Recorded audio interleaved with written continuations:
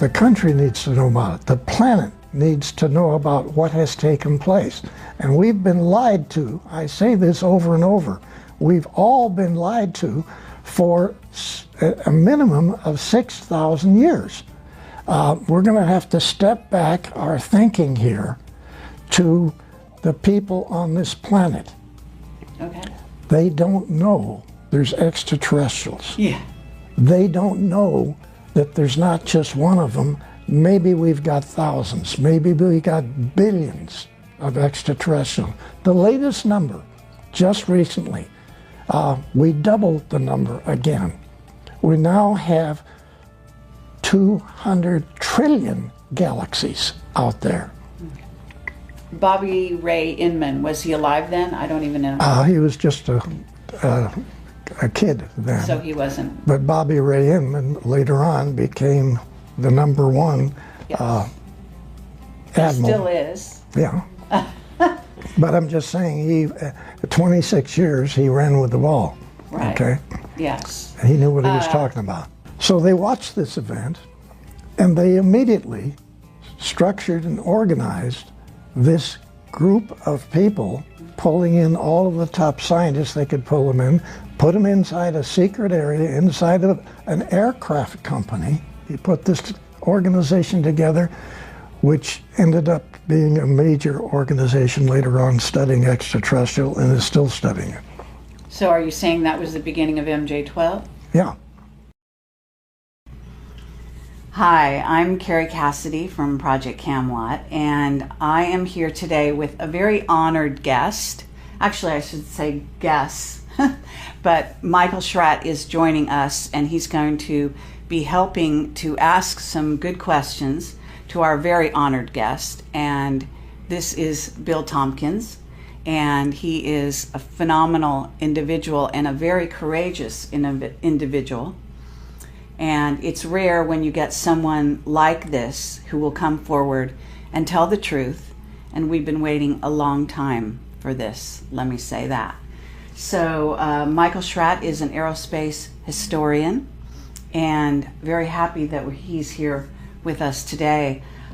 He has a very thorough background in aerospace history, and so that's going to be a lot of help. Actually, you may disagree with me, but I think you might be the first witness to come forward in the area of the secret space program, black projects, and who is actually, in a sense, sanctioned, being backed up by a section of the military, I would say.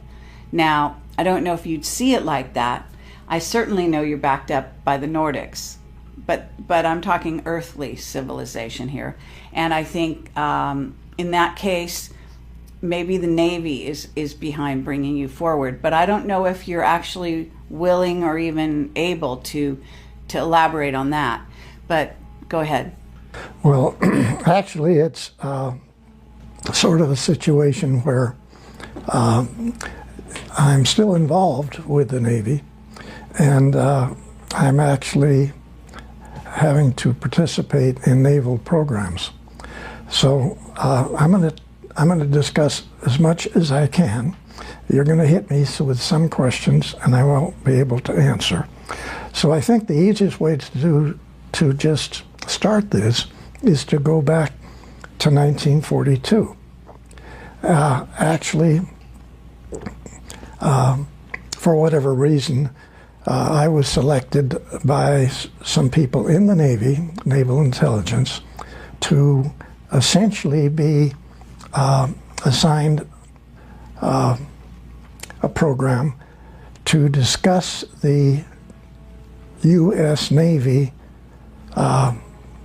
secret space operators who have been operating in Germany, trying to understand the tremendously complicated agreement between the SS and the Draco reptilian group who were assisting Germany.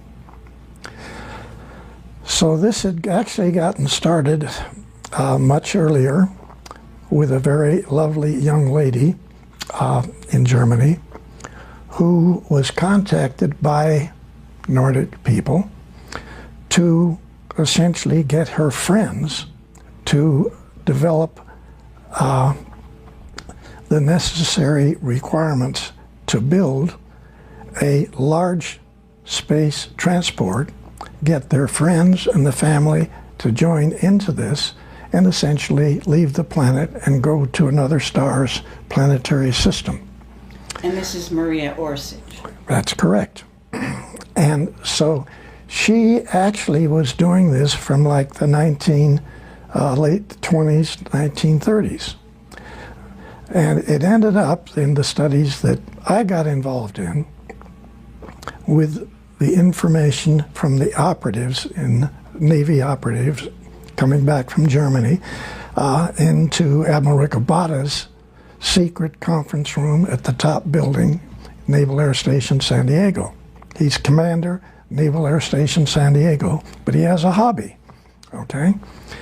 And this hobby is roughly 28, 29 naval operatives who in 1942 and possibly early in 41 were continually going back to Germany and studying all over the different research organizations what it was that the agreement had actually been made with Hitler, the SS, and the Draco reptilian people. Okay, but if this is happening in 41 or 42, the war is not over. The war is still on. But this young lady that we're talking about had been contacted by Nordic people to help her get an organization together with a great deal of extraterrestrial assistance to design a propulsion system, design a vehicle large enough to carry 40, 50,000 people, get in this vehicle and leave the planet. Now, the SS was not aware of this. When they found out about this, they took over a group of 1,442 people, which included scientists, it included shoe salesmen, it included farmers, it included top research technicians. All these people were contacted by the Nordic extraterrestrials to assist people in Germany to get a vehicle built. So now we have a whole lot of civilians, nothing to do with the military, and with absolutely no desire to have the military involved in this extraterrestrial event. Okay? Real important. When the SS found out what they were doing, they took over everything that she had structured and organized, all 1,443 people. They had been hawking their farms. They had been getting everything they could possibly get in the way of money to design and build massive size spacecraft transports. That's not what the SS wanted. So they took over this facility and they jumped in and grabbed everything. After only 2 months, Hitler made the decision, let her and her organization go ahead with what they're doing. We're going to be working with the Draco reptilian group. So now we have two groups that we can get, and we can cut into them anytime we want. We can take it over again anytime that it was necessary. So actually, they allowed the second time for this group to design and build these spacecraft transports, with which many of them later on, even after, during the war and after the war, to leave the planet. Some of them went out and came back. They actually had large facilities that they utilized as in underground facilities in Antarctica. The Draco reptilian people had two enormous caverns. And I don't want to get off into that subject now. We can talk about it later. But there are caverns all over this planet which different extraterrestrial civilization have been using, Yes. okay, for thousands of years. Now, back to the SS.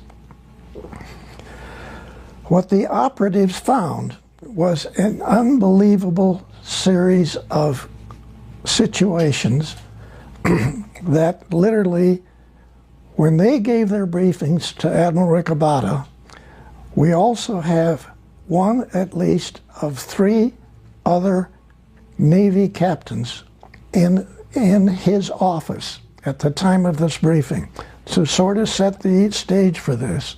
Okay, can I get the year that they did the briefing with Ricobata? 1942. Still during the war. Still during the war. Incredible. Okay. Yes. Yeah. Now, Admiral Ricobata, well, there was a large table. The operative sat on the other side of the table. Admiral Ricobata sat here, I sat next to him, and one of the 3 Navy captains sat next to me. The typist sat at the end of the table. That's the only people that were in there. We always had the same people. Essentially, all of these meetings, all of these disclosure meetings took place at night. The Admiral's aide would wake me up, sleeping in my barracks. He tapped me on the shoulder, and all he said was, "He's here." He escorted me across the facility over to this tall building, which is the command center at Naval Air Station San Diego. There's a small office near the top of this. That's where these disclosure meetings took place. So these operatives then brought back this information, which is, even Admiral Ricobata said, "I don't believe one word you're saying, young man." That came up over and over. Okay, can I ask you the name of the other Navy captain, or are we not to know who that is? Actually, I have to say I can't remember it right now, so right. that gets me out of it. Okay. Yeah, all right. But I really don't remember. Okay. Okay. But these operatives themselves didn't believe some of the information that they had to bring back, and so all they tried to do as best they could is present a package of information. Some of it even had manuals, okay? Some of the manuals were in hieroglyphics. All of the manuals were in German. Then they had photographs taken inside of research facilities in Germany.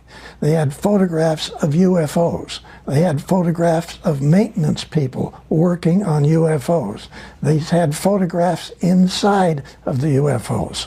Okay, now I want to ask you something, because these operatives, you're calling them operatives, were these regular human beings, and how were they getting access to Germany at this time to get this information? Was this something that they were allowing the Americans to have? What was the relationship? Okay, basically, Were they spies? all of these young men were either lieutenant JGs or full lieutenants in the Navy's intelligence. These people were all American-German family people. All of these fellas knew Germany. They even knew all the accents in different areas in the surrounding countries. These are beautiful guys who were dedicated themselves to be essentially spies for the U.S. Navy. Okay. Now, this was totally unaware with the Air Force. All right. Everything that I'm talking about is on the Navy side of what took place way back then. Right. Okay?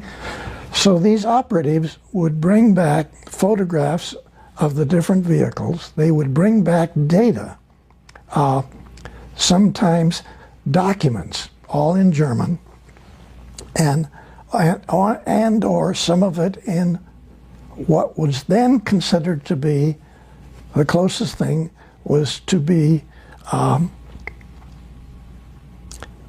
essentially hieroglyphics that we found later on underneath the pyramids. Okay? So that's the best description I can give you of what some of the data was. Obviously, this was information that was not given to Germany by extraterrestrials using English language, where otherwise many meetings that took place later on with extraterrestrials, they could give you the information in 10 or 20 different languages. But that's not what we got, okay? So they would actually attempt to tell this panel everything that they were able to find and what was most important. And we then would take that information, and I had 11 or 12 young ladies who could take this information, which the first girl typed, run copies of, and then put together different, what they called packages, which essentially were proposals, okay? These proposals then were then to be disseminated around the United States in secret facilities. Now, I want to make one point very clear here. Actually, what was on the Rinse radio program last night was a document that actually was put together later at Douglas, because Douglas got one of these packages. I personally took it to Santa Monica Douglas as one of the first of 4 top, not aerospace, aircraft companies, which became aerospace later on. Remember, everything that we're talking about here, I don't know how to make this clear. You're trying to decipher, you're trying to understand, not just other extraterrestrial people information, but everything that you're getting is totally unreal to every single PhD on the planet. I have to say, people don't realize what took place in 1942 in the Naval Air Station at San Diego. This is unbelievable. And it's not just a statement of unbelievable. You couldn't understand it. When the documents were then taken, and I had to use one of the 2 airplanes that Admiral Riccobotta had. He had a twin-engine Lockheed Electra, which we used to fly back in the eastern part of the country to laboratories and naval bases. And then he had a 7-passenger high-wing single-engine plane, which we flew to Douglas and into Lockheed, out on the desert to the Navy facilities out there. So we put together rough information, and I want to try to explain what that information was.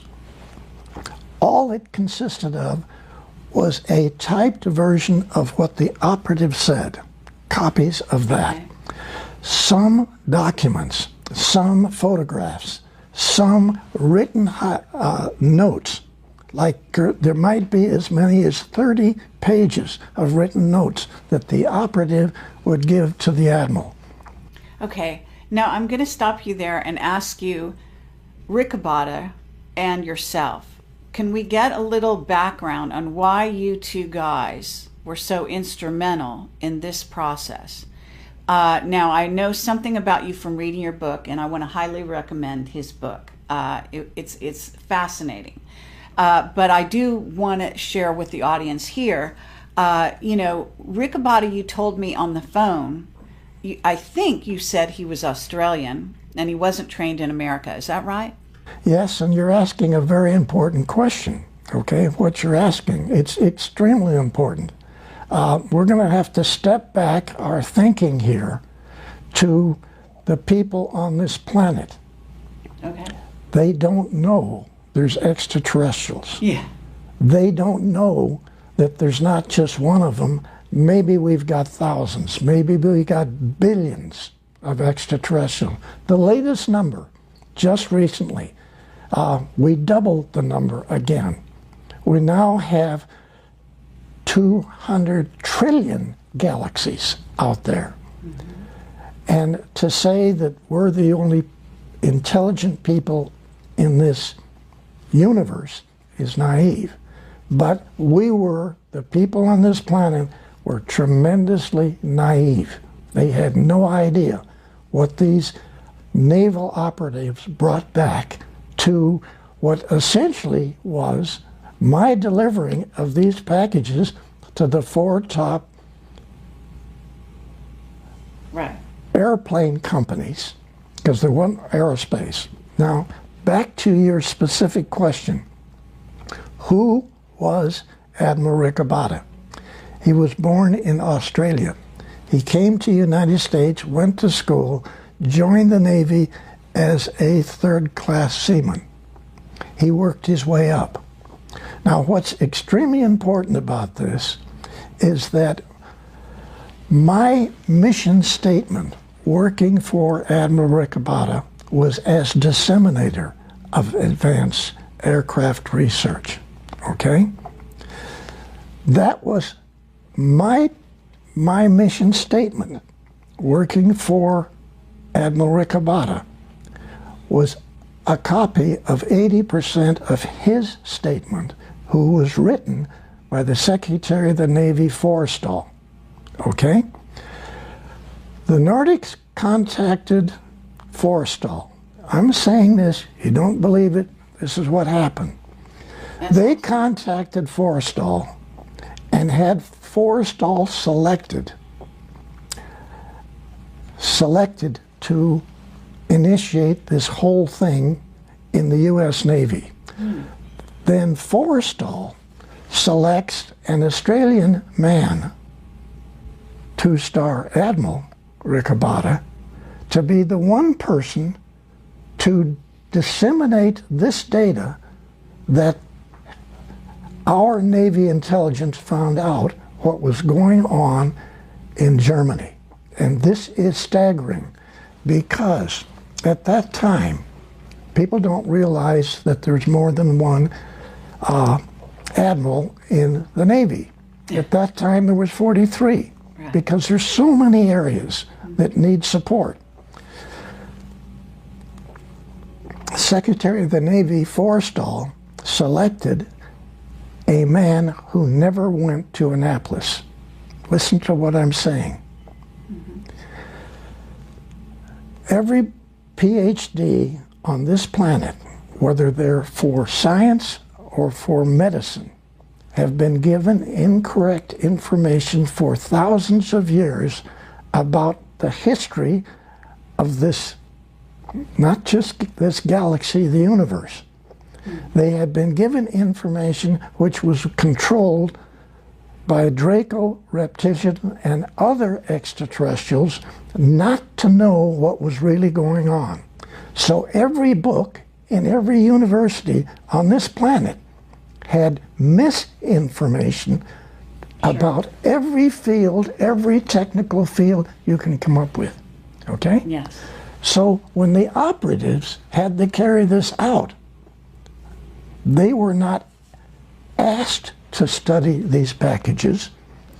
They were directed to study these packages. These weren't requests for proposal. This was a demand factor that this information that got typed up and the information in these packages to all of these research universities, to all of the top Navy laboratories, the facilities out at China Lake, the underground facilities at China Lake, Caltech. Actually, I didn't take the first package to Caltech in Pasadena. I took their first package to the underground facilities out on the desert called China Lake. And it's just north of the Air Force facilities off of Highway 395 out in the desert in California. Right. And I'm saying people don't understand or realize or gasp. They don't get what has happened. And I'm not trying to build a story here. All I'm trying to say is, hey people, hey you guys, everybody that's listening to this program, okay? You people have been told for a minimum of 6,000 years total incorrect information. from medical, from science, from history, from astronomy, from mathematics, you name it. Everything you've told. Yes. It's not. I really appreciate you. Yes. This is a lie. I hear you. It's great. Can I ask you one thing about these operatives who went into Germany to get this information? Did they? We know they were spies from your description, but so they were undercover, so to speak. Yes. And they must have seen the craft with their own eyes as well. Yes. Correct? Yes. Absolutely. Okay. So in some cases they were working on the craft even. They actually got on board, got inside. All right. They took photographs inside, stuck them in some place, and managed to be part of the package that was delivered to Admiral Ricobata. Incredible. Now, what do you think? First of all, you're telling me Forrester had contact, and his contact was with the Nordics. They chose him. But was Ricobata in contact? Or you said he sat there and just shook his head and said, I don't believe you. So he was not a person who had had any contact himself. You're referring to Admiral Ricobata? Yes. To me, he was selected, period, by the Secretary of the Navy over all of the standard admirals who had been educated in Annapolis. Because he had an open mind. He had a mind that would not have been controlled by the misinformation that every university on the planet has given. Was that your personal take on him when you met him? No, not when I met him. Later on, this was obvious, okay? But then, who's Billy Tompkins? Why did who selected Tompkins to be on this committee? Right. Because I get pulled out of high school in the first year, halfway through the first year, the Navy pulls me out and puts me through boot camp. And then my orders say, report to Commander so-and-so, Naval Air Station San Diego. I'm only saying, I don't have a doctor's in these degrees that are required for all of these studies. Right. I don't have. Right. But then, my mind wasn't clouded with misinformation like the Admiral. Okay? Okay, but to get back to you, and this, we've got this setting of this conference table, and you're sitting next to Ricobata, and eventually you deliver out all these packages around well, what becomes the secret space program, but the American. And did you take some to Britain? No. I only took facilities to United States secret facilities. All right. Now, right away, I want to hit you with this, and this is important. Okay. Even the document that was on Rinse Radio last night, it's a Douglas document that was put together inside the secret think tank at Douglas, where I went to work many years after the Navy, okay? Because I worked for Northrop and other people. But when I got into Douglas, they put me in this secret think tank. So that document is called, it's a big thick thing, and it has the Douglas logo on the front of it, and it's called Unconventional Propulsion Schemes, okay? And it doesn't have a confidential stamp on it. It doesn't have a secret stamp on it. Everything that we took, I took. I flew in the airplane, in the Admiral's airplane, to Lockheed, to Naval Air Development Center, Warminster, Pennsylvania. I flew to all the top secret facilities. Not one document that was given had classified in any way given to them. Everybody knew it was way above top secret. Yes. No document was stamped. I hear you. Yeah, and I had heard that on one of the other shows. So the idea being that if it wasn't stamped, people wouldn't notice it. They wouldn't make a big deal of it. Yes. It would just pass through hands. If anyone whose eyes caught sight of that document accidentally, they wouldn't see it, so to speak. But it's an interesting way to handle the most classified subject on the planet. Absolutely. Well, actually, quite ingenious, really. So again, but I want to get back to you because here you are. You're a kid at this point. I mean, right out of high school. I'm 18 now. 18. Okay, so you're 18 years old, but they've chosen you. I assume Forrestal and the Nordics chose you. Did you already have contact with the Nordics before you went into this program? Okay, let's go back to February 1942. Okay? Okay. They call it the Los Angeles sighting. What took place, actually, my mom was back east, and my dad, my brother, and I had rented a large apartment in Long Beach and California, and this was in a large home that had been broken into 4 apartments. So the second floor actually is 30-foot ceilings down below. So the second floor then is real high. Okay. And all the way across the back of this house, it's only 4 blocks from the ocean in Long Beach. All the way across the back is a great big balcony deck. So at about 5:30 in the evening one day in 42, my dad says to my brother and I, who were laying on the floor looking at the newspaper and the magazines, get up and come back here to the deck. So we get up and go out to the deck, and here's this spot, a little spot, okay, just above the trees and just above the rooftops, okay, of the houses that prevent us to see the ocean from this area. Okay. So we're standing there looking at this, and all of a sudden, out of this spot of light came a little beam. And it went like that, sort of about that 60 degrees. And we watched that. Then this beam went straight like this, hit the back of the house, lit up all of the trees, lit up the back, the roofs of all the houses, everything was lit up. And we went back, hit the wall, and then forward and grabbed the railing, okay? It was gone. It was gone. Okay. So we went back, we had dinner, listened to a show on the radio, went to bed. At about 1:30 that night, all of the anti-aircraft guns started firing. We get up, we run outside, and we look at this great big thing at arm's length. It was that big. It was parked at about 8,000 feet.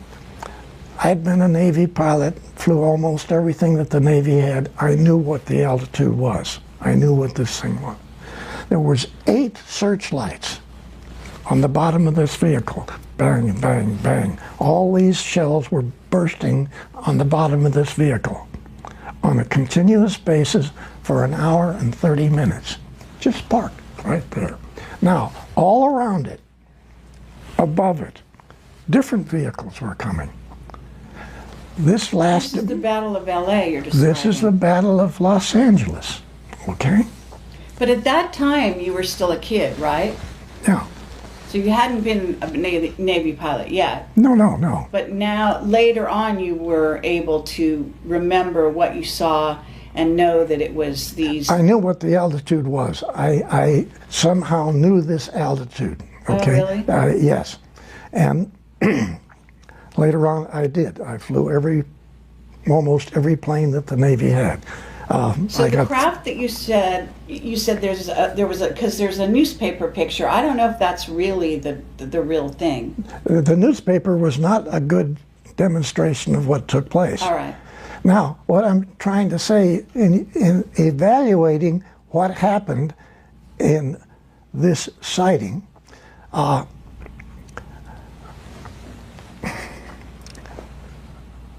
you have to visualize dozens and dozens and dozens of different shaped vehicles. This great big one parked right above you, right over Long Beach, okay? Everybody is outside looking at this and watching it. There's vehicles going on both sides of it. There's vehicles above it, and several times, actually, the vehicle went underneath, and the anti-aircraft gun lights, the searchlights, shined on them and followed them. So this goes on till about 2:30. We get bored. We all go back to bed. Okay?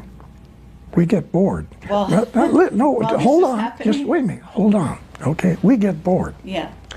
Now, while this is happening, and it goes on until 5 o'clock in the morning, many of the other people outside, okay, outside watching this from the street, yeah, stayed up all night long. Yeah. Okay, but better than a movie.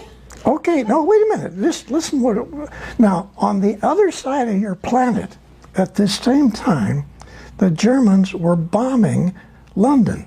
Oh, wow. Oh my gosh. Holy cats, this is February 1942. Right. Okay? Now, we got bored and went to sleep. Now, I want to make a very important point about this, the Los Angeles event, the sighting. Okay. Nobody got scared. Nobody got nervous. Nobody ran in the house and jumped with the covers over their head, okay? Everybody watched this thing. Nobody got sick. Nobody got real sick, died. There weren't anything of that. The only people that were killed in this were from our own shrapnel. Now, people watched this same sighting, we found out later, from Santa Barbara. Mm-hmm. People watched it from San Diego. Sure. This is a massive group of vehicles. Now, listen to this analysis. You got to tell me. There's only two ways this could accomplish what was going on.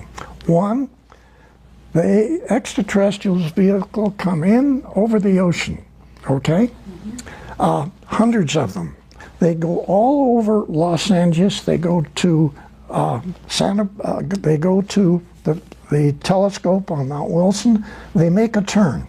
They either go north or they go south. They fly out to sea, they turn around out over the ocean, and they come back to make you think there's a whole lot more vehicles there than actually there is.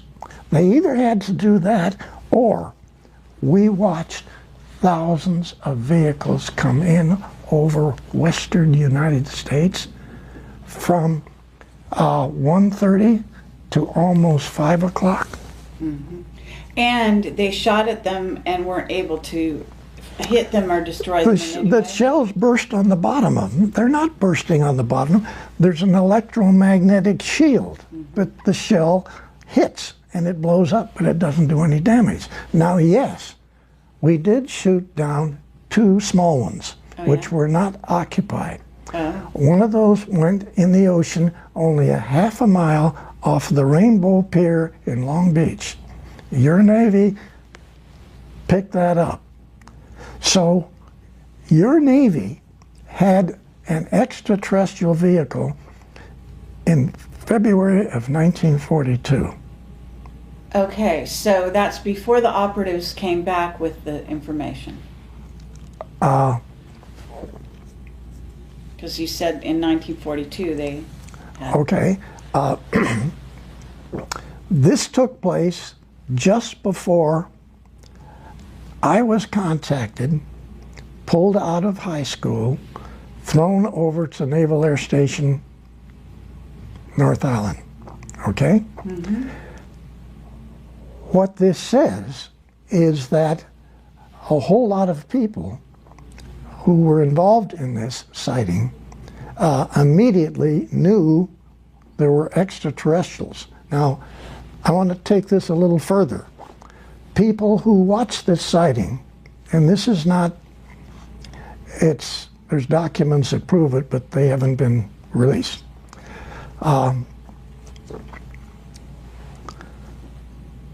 2 Navy admirals, 2 Army Air Corps generals, and an individual whose name is Donald Douglas Sr. Those 5 people were in meetings that evening. They were still in meetings. They watched this whole thing. They watched everything. And bang, extraterrestrials. No cover-up. They're real, okay? So those fellows got together. Okay. Just a second. Douglas then put this group together, the 2 admirals, the 2 Army generals, Air Force generals, Okay. and they put together a group of people and initiated a secret think tank inside of Douglas, actually within 1 week of the sighting. Yeah, that's fabulous. And so, you know, we talk here that this is February 42, 1951, I went to work for that secret think tank inside of Douglas. I had been working for Northrop for 2.5 years. I worked for North American for a short time. I worked for Lockheed for a short time. And then somebody telepathically told me I need to leave Lockheed and I need to go to work over in Santa Monica at Douglas. I didn't read a document that said do that. Okay. So I went over and applied for a job as a draftsman. Okay, I'm sorry, not a draftsman, as a model builder of metal wind tunnel models. Okay? Because remember, I had built a group of models Right. over quite a number of years. Yes. But I still, I mean, I want to make sure that we have this, the LA sighting, the LA Battle of LA, because that was so amazing. And this is even prior to Roswell. Yes. Okay. And in essence, are you able to say who those other people are? Because you said Douglas is one of them. But the other admirals and generals that were in that meeting, that small meeting, watching all of this, who then put the secret think tank together, who they were? Is one Curtis LeMay? I mean... Yes. Okay. Bobby Ray Inman, was he alive then? I don't even know. He was just a kid then. So he wasn't. But Bobby Ray Inman later on became the #1 Yes. admiral. Still is. Yeah. But I'm just saying, he, 26 years, he ran with the ball. Right. Okay? Yes. He knew what he was talking about. Yeah, oh, absolutely. So, okay, but did you know, the Battle of LA is going on, but at the same time, did any of the ETs in that craft, I mean, and do you know which ETs were doing this? Was it the Nordics? Did any of them, you know, teleport down to meet anybody? Was there any reported encounters during those let's go 24 hours? Let's go back to Douglas Sr., 2 Navy admirals and 2 Army Air Corps generals in a meeting. Okay? They had been in meetings all day long. They were still in meetings. Right. Because it's only 7:30. I mean, come on. So they watched this event, and they immediately structured and organized this group of people, pulling in all of the top scientists they could pull them in, put them inside a secret area inside of an aircraft company. Douglas Sr. did this, so you got to give him credit Yeah, sure. for this.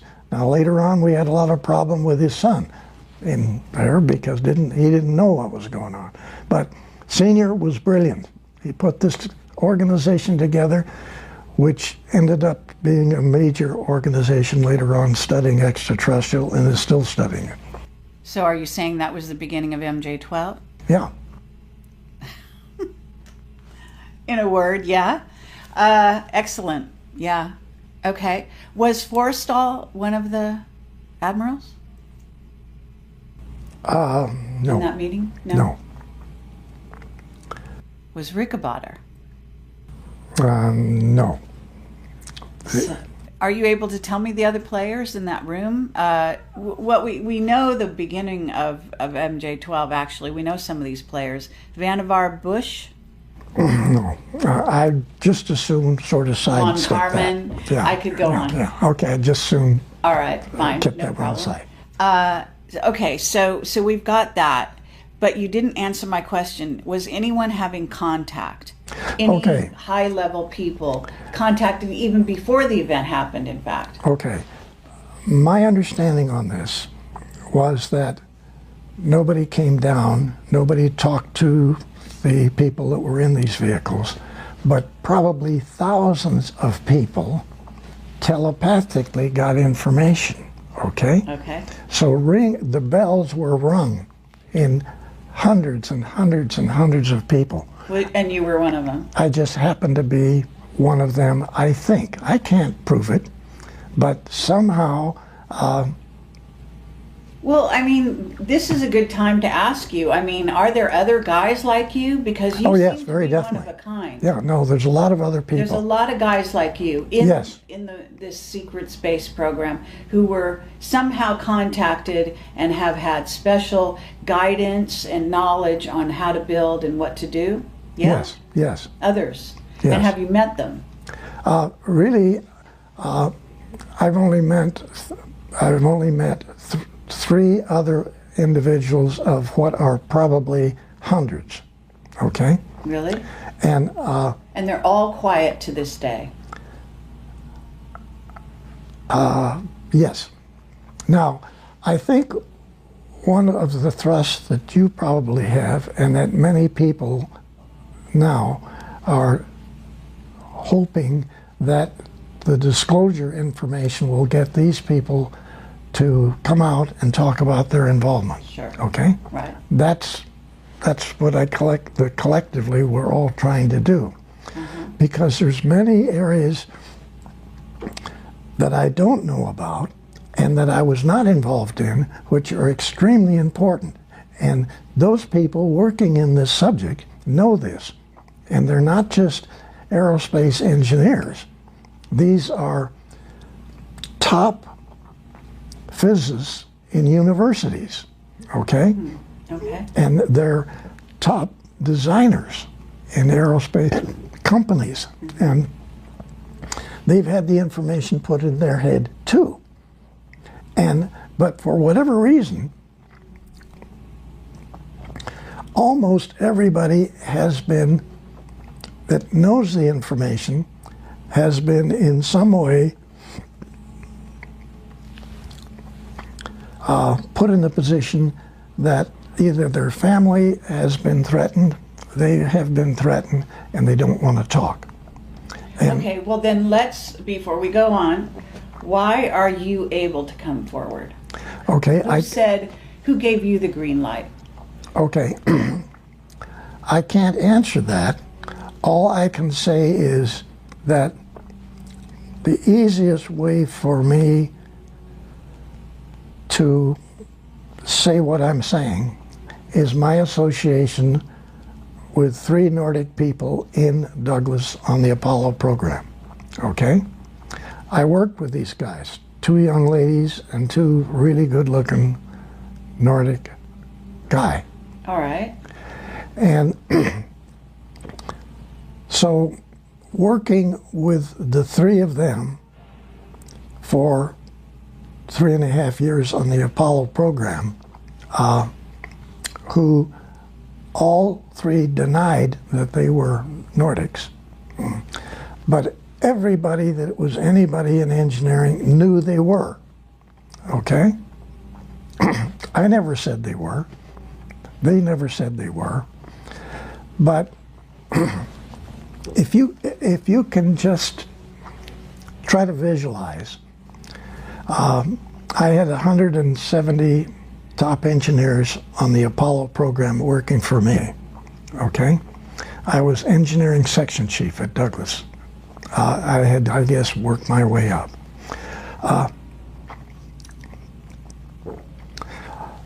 I come up with approaches and concepts, and I get these implemented by all my designers.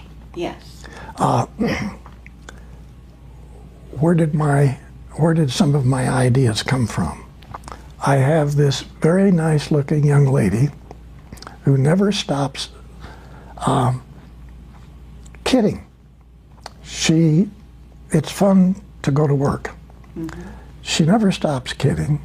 She's always sticking it in and turning it.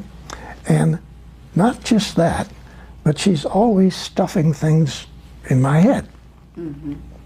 So, like when I presented this complete redesign of the Apollo program to Dr. Von Braun and Dr. Debus at Redstone Arsenal, one of the most classified facilities on the planet, yeah. I had a 6 foot by 6 foot model in a great big box put on the DC-7 to fly down to the Redstone Arsenal, okay? Yes. I rented a truck. There weren't inside or closed trucks available. The only one that they had just board sides on it. So here is this great big gray box that could be a nuclear bomb. I drive this thing, and I've never driven the gears on this in my life. I'm in a 3-piece business suit. I'm driving this truck with this bomb box and you in the just back. Drive it onto the base or something, And right? wait just a second. Now, my secretary had told me before I left, I've typed you an authorization as an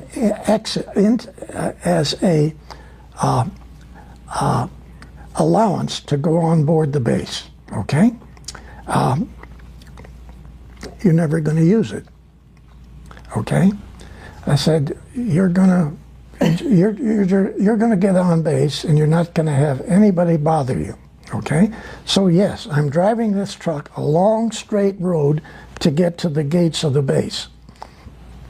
And she said, I told you before, Billy, telepathically, I'm driving the truck, I just keep going. So the gates open, okay? So great. Now, off on the right hand, wait a minute. Great movie. Yeah, okay. Off on the right-hand side is this massive parking area for all of these trucks, all of the people to get on base, go through the security checks.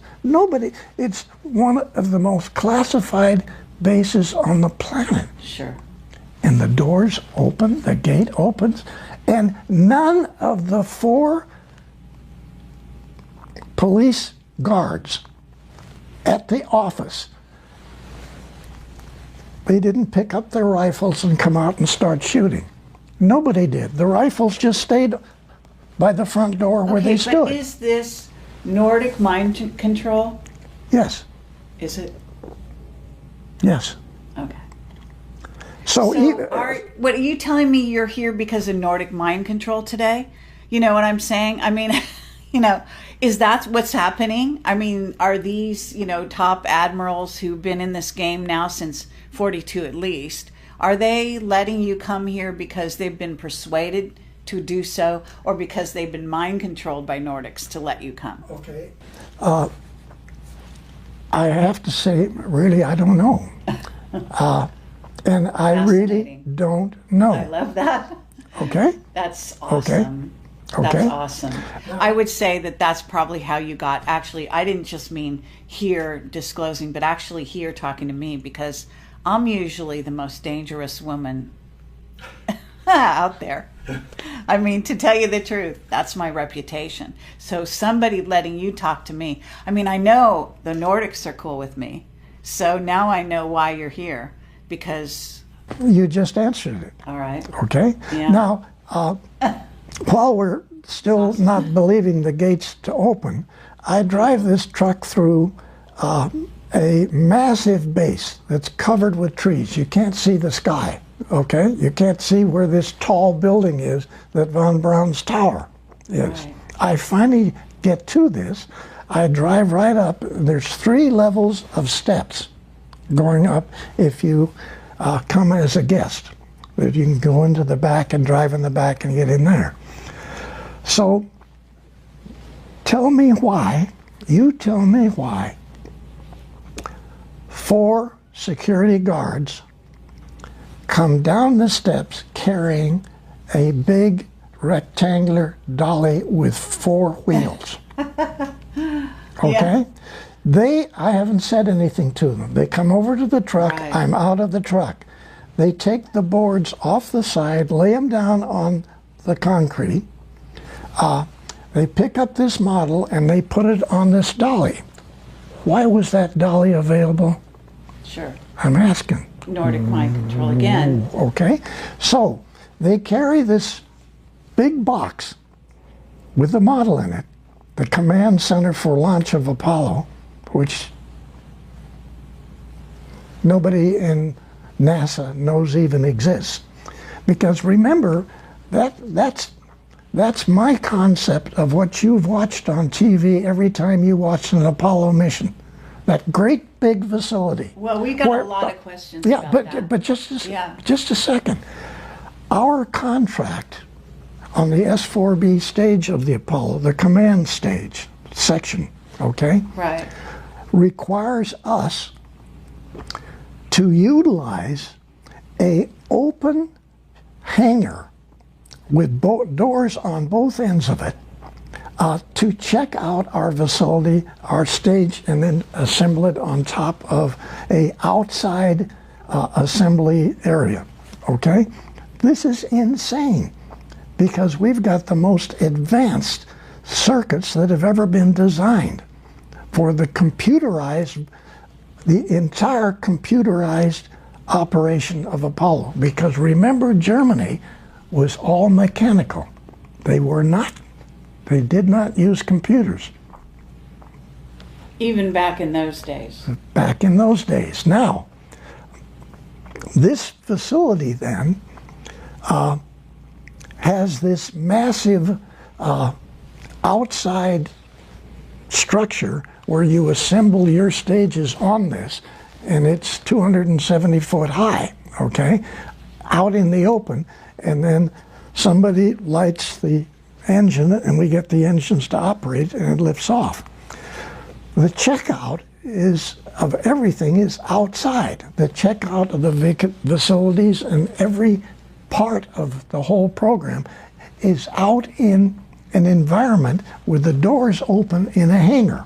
Okay, are you trying to tell me that because it was somehow camouflaged and so people wouldn't look or couldn't see it, or? No, I'm saying that our contract required us to do all of the assembly and checkout of our stage, which is the controlling stage of Apollo, in an open hangar in the worst atmosphere that we can do it on the planet, because the humidity at this location so why is it like that? I mean, was yours. Are you saying you made a redesign from that, or I said to Dr. Debus and Dr. Von Braun in my briefing that I don't want that hangar that you want me to check my stage in. I want, well, first of all, you guys with the V2s in Germany, roughly 68% of the time when you check it out and then you lift it, there's problems with your own V2s. Yeah. So I'm going to check out my vehicle, first of all, in an inside closed area in the vertical position. And I'm going to keep it in a vertical position till I pick it up and put it on top of the lower stages.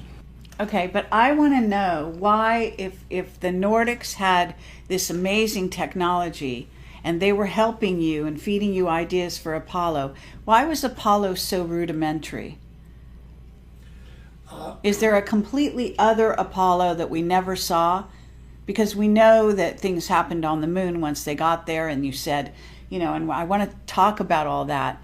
But you know what I'm saying? In other words, you're still talking about this module that has, is basically a rocket. It's like a tin can. No. that's old technology. Why did they let the humans continue with that kind of a design? They could do what you would say would be a partial assistance to a country, and maybe we say they used the United States. Okay? Now, the Germans had been playing with rockets, liquid rockets, for way before World War II, and even World War I. Okay? So they have their command center, the launch center, underneath the ground with concrete above it in a silo, an underground launch silo with a periscope up on top. They can look through. I said, we're not going to do that. I not only want my vehicle checked out in a vertical position and assembled that way, but I'm not going to use your underground launch facility for my cabinets full of support, checkout, and launch equipment. I want a facility which will be a closed facility to assemble all of the stage and check them out. Okay? So my proposal to Debus and Dr. von Braun was build a vertical assembly building, people. Okay? Oh yes, it will be the biggest facility space-wise of any building on the planet. Who cares? This is what we need. I got from checking out the German V2s in Germany in a horizontal to a vertical, and then encased in a white room. And actually, my proposal was a white room atmosphere. Right. Air-conditioned atmosphere. Because we were playing with advanced circuits and rocketry and communication systems that nobody had ever done. So the chance for something to go wrong was astronomical. And what I presented to Debus and von Braun was not just buildings, completely changed the whole checkout and launch at the Cape for production launches to the moon. Okay? So if you'll remember in that book selected by Extraterrestrials, there's a drawing in there that shows Cape Kennedy, Complex 39, and then a whole bunch of complexes all the way down this side for Launch Complex 39s, and then circles down here for these massive truck facilities to haul up all the equipment to build a 10,000-man naval base on the moon underground. Okay, yes, but did this get built the way you wanted it to? It finally did, yes. Really? The facility got built exactly the way the four major changes to the Apollo program came out of 170 guys in a engineering area called Launch Complex 39, which we designed at Douglas. Okay? Okay, but you're still not, you didn't answer my question about the technology. So you're basically saying, because this is interesting, you're saying that the Nordics have some limitations in the way they help, in the way they interfere with planet Earth. Is that what you're kind of getting at? Okay, you're getting complicated, your questions, but we have to step way back. Again, not really understood by the public, okay? Yes, there are Federation facilities out in the galaxy where other extraterrestrials get together, and there's many different missions for many different types of programs. But we'll talk about one of them, which cruises the galaxy and it has as many as 30 different extraterrestrial civilization people on board. It looks like the moon, okay? But it's a planet. I mean, it's not a planet, it's a vehicle. Right. Okay. So this cruises the galaxy. Is it a Dyson sphere or not? The what? Is it called a Dyson sphere? That's one term, but actually, we're getting more complicated. I need to answer your question. When we got to the moon, we found out a lot of surprises, okay? The Draco reptilians were already there. And we knew because we had probes when we went, non-manned probes that we sent around the moon. So we knew there were facilities on the backside. We knew a whole lot that people didn't talk about. But we were in a position where this moon is not a moon, okay? It's not your moon in the first place. Actually, this is not your planet. This is their laboratory, okay? Right. Okay, the Dracos, you mean, or the reptilians? Draco reptilian / reptilian. And I'm going to ask you what they all look like and all that, you know, at some point. Okay. Because I know. Okay, let's get to when it was. Was it Neil Armstrong landed on the moon? And he said that thing that you heard him say, and Michael wants to get real specific about this. So basically there were 7 huge craft there, and you said on one of the shows out there, you said that the reptilians actually showed up beneath their craft and they gave the finger. Okay, they were parked around the side of the crater, okay? They were not parked on it, they were floating above it. Okay, yeah. So there were hundreds of these 9-foot reptilian guys standing with their legs. Hundreds. Yeah, they were all the way across the underneath their vehicles, Okay, standing so on the 9 crater. feet, and what do they look like?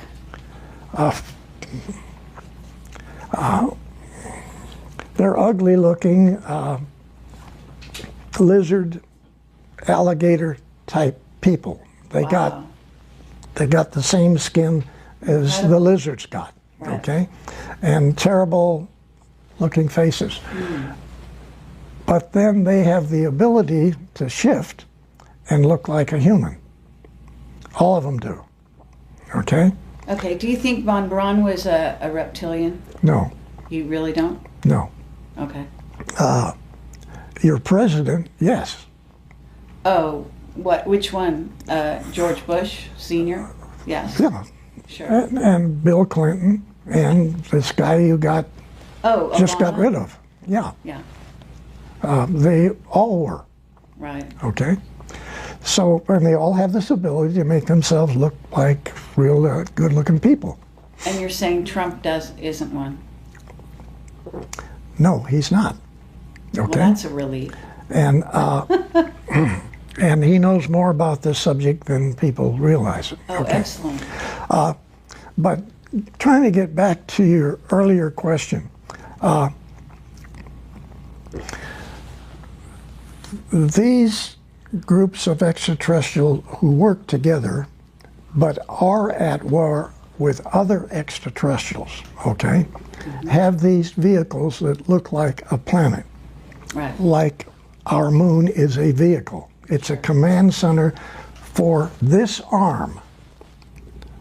The easiest way to look at this is to put your arm out like this, and you be the center of the galaxy, all the way out to here. There's 4 arms on our galaxy. One of those arms has a place here which is called planet Earth. You're not downtown where all the action is in the galaxy. You're out here. You're in the area which galaxies, as they rotate, throw off. Okay?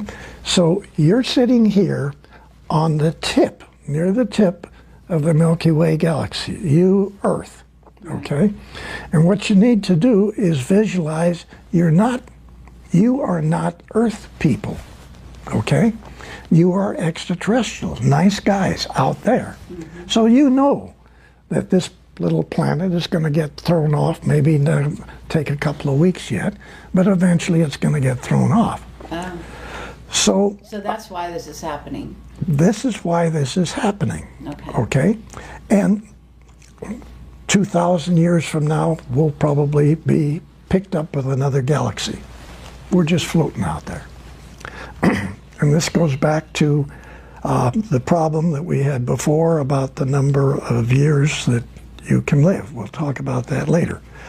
But back to these command centers which operate throughout the galaxy to monitor bad guys and attempt to get them to back off. So isn't Phobos one of them? Yes. Okay. And so essentially we have nice guys in there and even some bad people in the same vehicle. And they discuss wars and disagreements and this sort of thing. But back in their own planetary part of the galaxy, they may be at war with two of the same guys that are in this together. So this is like a center of information, sort of like a group of people who are trying to get along for certain specifications or certain events. Those guys control your planet, your moon, because your moon is a command center for this region of the galaxy, not just the solar system. That's small potatoes, okay? The thing that's sitting right in here, which is you call your moon, okay, is a massive control center for this whole part of the Milky Way galaxy. Okay, wow. Wow. Wow is right. What about Saturn? I thought Saturn was more like that. Saturn has large facilities on it too, but those are other agendas for other people, okay? Some of which we have, okay? Because we have mining companies. Let's take North American aviation. Sure. Los Angeles Airport. That's where North American aviation is, okay? And you've seen on my block diagrams that are in my book what systems engineering really is, what controls the secret think tanks, okay? Instead of a book or a document to do this, I came up with block diagrams. We have to have one of those. We're going to need one of these, and we're going to need this for just the start of the program. As we get into this, we're going to change the phases of it into 4 different phases: concept phase, definition phase, acquisition phase, and operational phase. So now that's a 10-foot long piece of paper that's a foot high, and it has every single block diagrams that are required to initiate that space program. Okay? Every single one is in there. So those documents then are used in different manners to develop ICBMs. So I came up with a concept for really space concept.